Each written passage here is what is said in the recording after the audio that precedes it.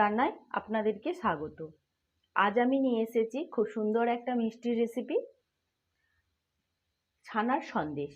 তো ছানার সন্দেশ বানাতে গেলে লাগে ছানা, যেটা আমাদের বাড়িতে দুধ থাকে, চিনি থাকে।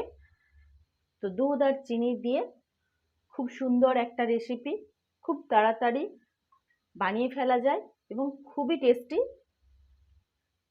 আপনারা এটা বানান আর আমার ভিডিওটা দেখুন আমি কিভাবে বানাচ্ছি। চলুন দেখতে থাকুন। গ্যাসের ওভেনটা জ্বালিয়ে নিয়ে দুধটা আমি গরম বসিয়ে দিয়েছি। আগেই দুধটা গরম করে নিয়েছিলাম। এখন শুধু ছানা কাটানোর জন্য দুধটাকে আমি গরম করতে বসালাম। দেখুন, একটা কাপ নিয়ে নিয়েছি। এর মধ্যে আমি হাফ চামচ ছানা কাটানো পাউডার দিয়ে দিচ্ছি।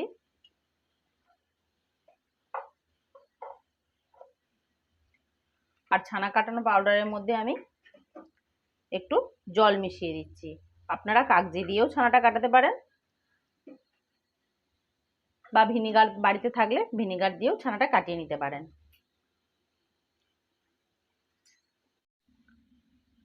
দেখুন, দুধটা ফুটে উঠেছে।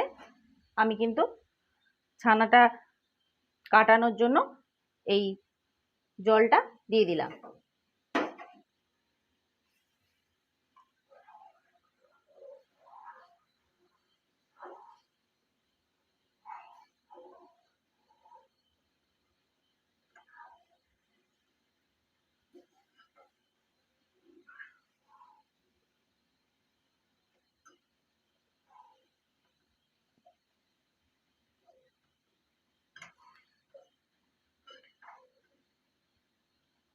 দেখুন, খুব সুন্দরভাবে ছানাটা কেটে গেছে।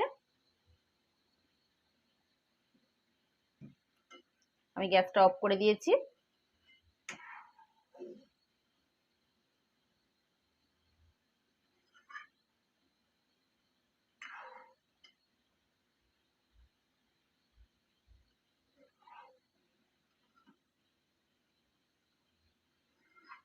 এরপর আমি এই ছানাটা ছেঁকে নেব। খুব ভালো করে কিন্তু ছেঁকে নিতে হবে।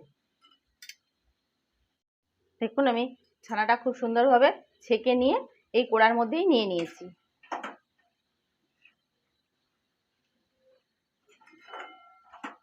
এরপর এটাকে ভালো করে আমি ঠান্ডা করে নেব। ঠান্ডা করব আর এর সাথে এটাকে ভালো করে মুথেও নেব।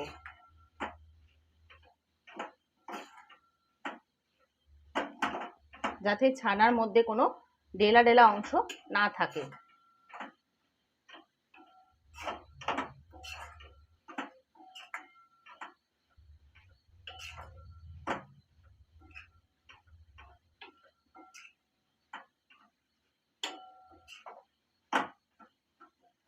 খুব অল্প সময়ের মধ্যে কিন্তু এই ছানার সন্দেশটা তৈরি হয়ে যায়।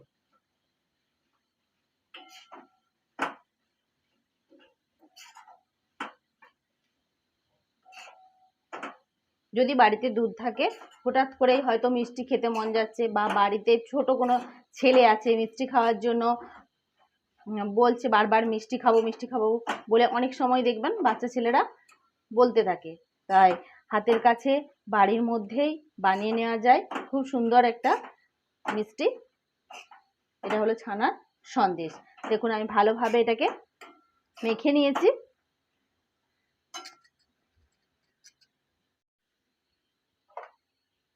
এর মধ্যে আমি 2 চামচের মতো দুধ দিয়ে দিচ্ছি। আর দিচ্ছি পরিমাণ মতো চিনি।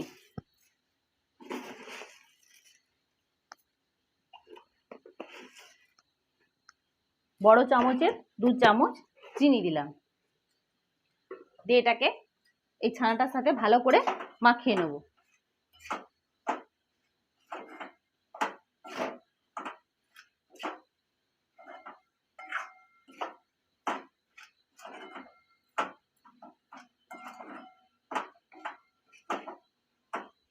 এখনো পর্যন্ত কিন্তু আমি গ্যাসের ওভেনটা অফ করে রেখেছি। এরপর আমি গ্যাসের ওভেনটাকে জ্বালিয়ে নেব। গ্যাসের ওভেন জ্বালিয়ে আমি এই মিশ্রণটা বসিয়ে দিলাম।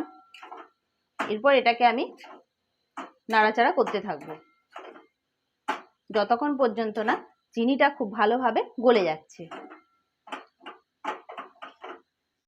এটাকে কিন্তু গ্যাসের মধ্যে বসিয়ে রেখে দিলে চলবে না, এটাকে নাড়াচাড়া করতে হবে যাতে না তোলাতে ধরে যায়।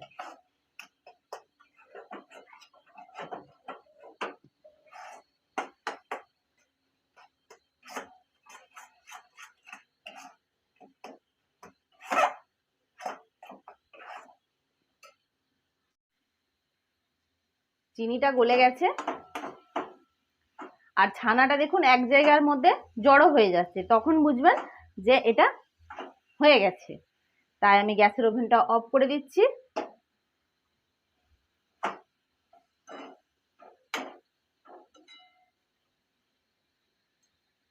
আমি এই টিফিন কৌটোটার মধ্যে মিষ্টিটাকে সেট করব, আর তার জন্য আমি এই জায়গাটার মধ্যে আমি ঘি বুলিয়ে নেব। দেখুন ঘিটা দিয়ে দিলাম। ঘিটা আমি হাতে করে বুলেছি, আপনারা ব্রাশ থাকলে ব্রাশের সাহায্যে বুলিয়ে দেবেন, আমার কাছে নেই তাই আমি হাত দিয়ে বুলিয়ে নিচ্ছি। ভালোভাবে এটা ঘিটা এর গায়ে বুলিয়ে দিতে হবে, কারণ এটা মিষ্টিটা সেট হওয়ার পরে যাতে খুব সুন্দরভাবে বেরিয়ে আসে সেই জন্য। দেখুন খুব সুন্দর করে আমি বুলিয়ে নিয়েছি।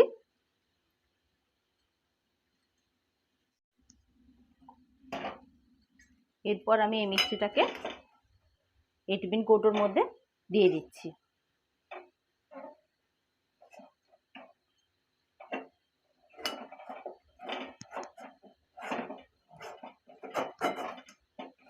আমি অল্প পরিমাণে বানিয়েছি, আপনারা চাইলে অনেকটা বেশি পরিমাণে বানাতে পারেন।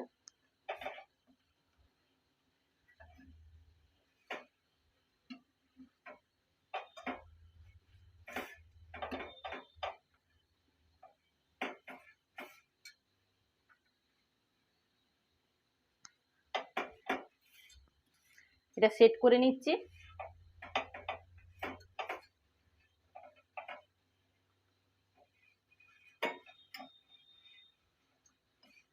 সেট করে আমরা 1 ঘন্টার মতো ফ্রিজে রেখে দেবো।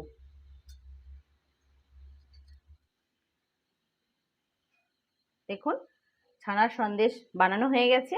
আমি টিফিন কৌটোর মধ্যে এটাকে সেট করেছি। এরপর 1 ঘন্টার জন্য ফ্রিজে রেখে দেবো। যদি আপনাদের ফ্রিজ না থাকে তাহলে আপনারা নর্মাল টেম্পারেচারে এটা রেখে দেবেন, এটা ঠান্ডা হওয়ার পর বের করবেন। আমি এখন এটাকে 1 ঘন্টার জন্য ফ্রিজে রেখে দিই, পরে দেখাচ্ছি এটা কেমন সেট হয়েছে। 1 ঘন্টা পর ফ্রিজ থেকে আমি সন্দেশটা বের করে নিয়েছি। এই ছানার সন্দেশটা দেখুন এইভাবে আমি পিস করে নিয়েছি। আমার এই ভিডিওটা লাইক শেয়ার কমেন্ট করবেন। ইউটিউব চ্যানেল থেকে দেখলে চ্যানেলটা সাবস্ক্রাইব করে পাশে বেল আইকনটা প্রেস করে দেবেন, আর ফেসবুক পেজ থেকে দেখলে পেজটা ফলো করে দেবেন।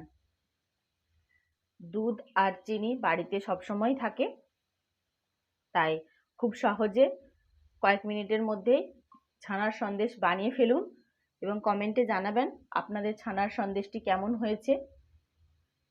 সবাই ভালো থাকবেন, সুস্থ থাকবেন। আজ তাহলে আসি, আবার দেখা হবে নতুন একটা রেসিপির সাথে।